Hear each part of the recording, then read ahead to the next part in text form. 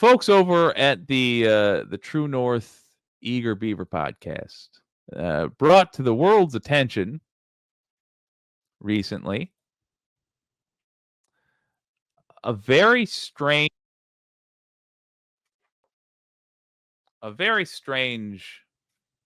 thing.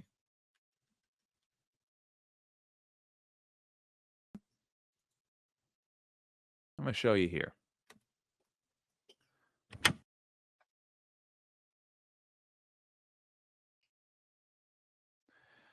So it's important to note for context here, Canadian conservatives are exactly like U.S. conservatives. They never do anything decent for their constituents or for anybody, really.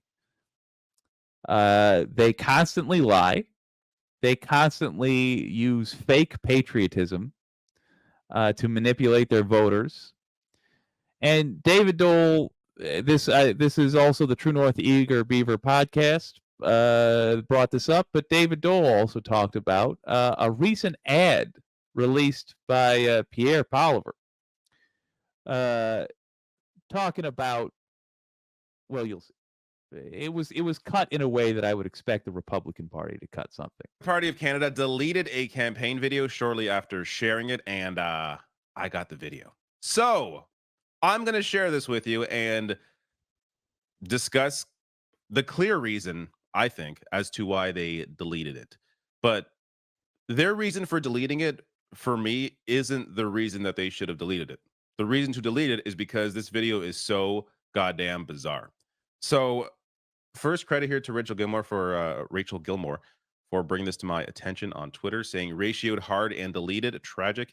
Guess you could only go so hard on the hyper nationalism before people notice something they couldn't quite, with a white, put their finger on before. Now, I don't even think this is, to be clear, I don't think this is the reason, even though the campaign is very white, but what's new? There's another clear reason as to why I believe that they deleted it. So that's how it looked before it was deleted. Tom here on YouTube posted it, so he was able to grab the video and share it. Let's watch this together. And it's easy to forget what home and hope look like. So let me paint the picture of school children, boys and girls, being welcomed by their teacher at the front of the school as they walk in to learn about reading. All right, I should pause there. So this is filmed in Serbia. You're gonna see the pattern here. A lot of the stock footage used, not from Canada. And it becomes incredibly weird because there's some footage where it's like, oh, our beautiful mountains, and they're not Canadian mountains. It's just stock footage from another country. So yeah, I got a lot of examples coming up here, but I think this is the main reason they deleted this video. Serbia. Even though the reason to delete it is because, I mean, first look at this loser. Come on. This is who. Yeah, first of all, that's the real Pierre right there. So the fact that he's wearing the cowboy hat is incredibly just fake of him. But separately, and I know I got Canadians watching here. What's the deal with the cowboy hat? That always struck me as a very American thing, and not just American, but Southern American thing. Like we don't really wear them so much in Michigan. What's the deal? Do Canadians frequently wear cowboy hats as well? Enough to the point that it makes sense for Pierre to be wearing one? Maybe I'm wrong about that, but it seems like he's trying to like ape American faux patriotism. Not even real American patriotism, but goofy ass American non-actual patriotism.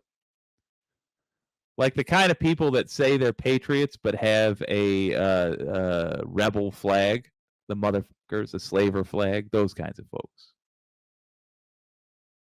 Pierre Poilievre is. You're not fooling anybody, guy. Like what? This makeover, and it's after years and years of. I think there are fair criticisms of Trudeau and being too polished, and his speeches are just mind-numbing at times.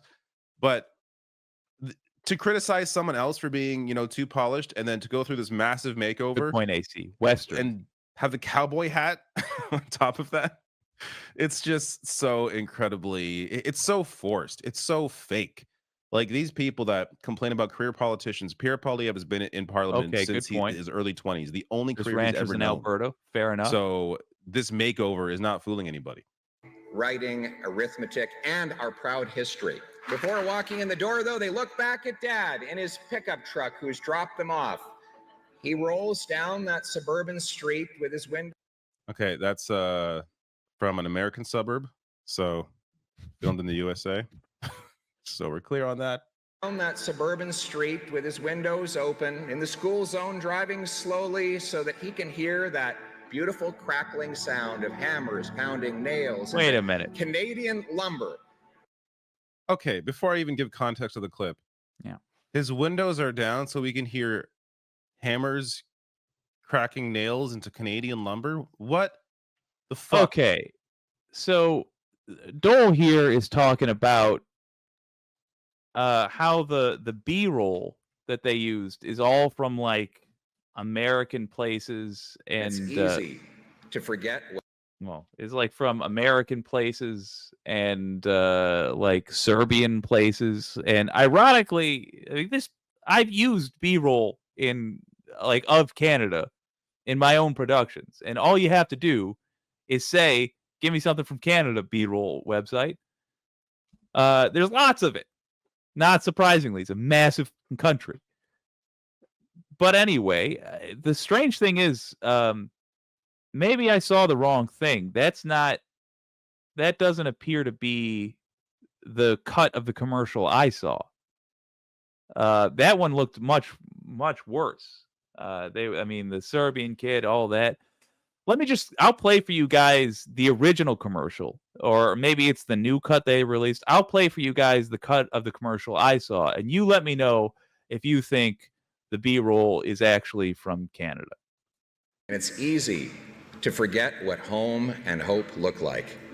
So let me paint the picture of school children, boys and girls, being welcomed by their teacher at the front of the school as they walk in to learn about reading, writing, arithmetic, and our proud history. Before walking in the door, though, they look back at Dad in his pickup truck who's dropped them off.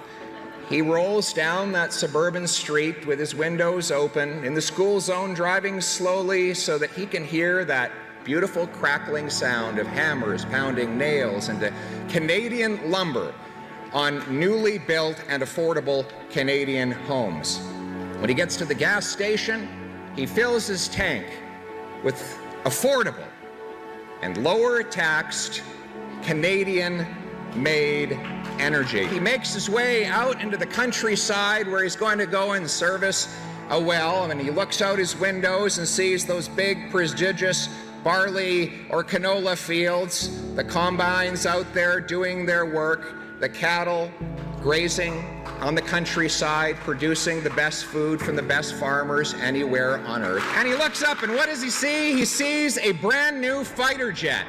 They're doing a training mission in the sky, getting ready to defend our home and native land. The same plane is soon seen from a university campus where kids are hustling off to class, maybe a bit late, having just procrastinated on that university essay, knowing that when they get to class, they will have the chance to debate freely and fearlessly without worry of being censored.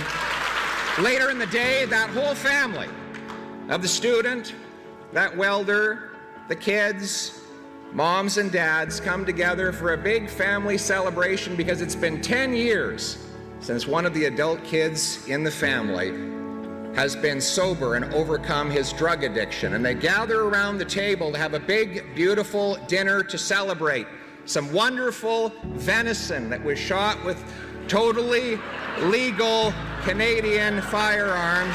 And they sit and they talk about their beautiful past, but even more so about their optimistic future.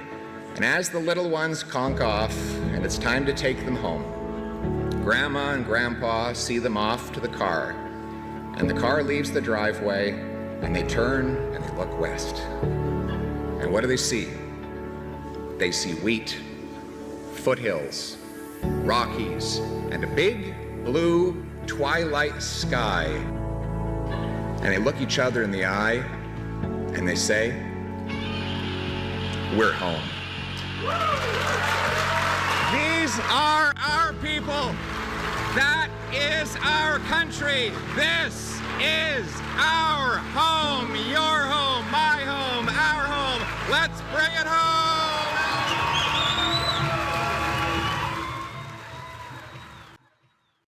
All right, so maybe I have to issue a retraction. That was clearly all shot in Canada.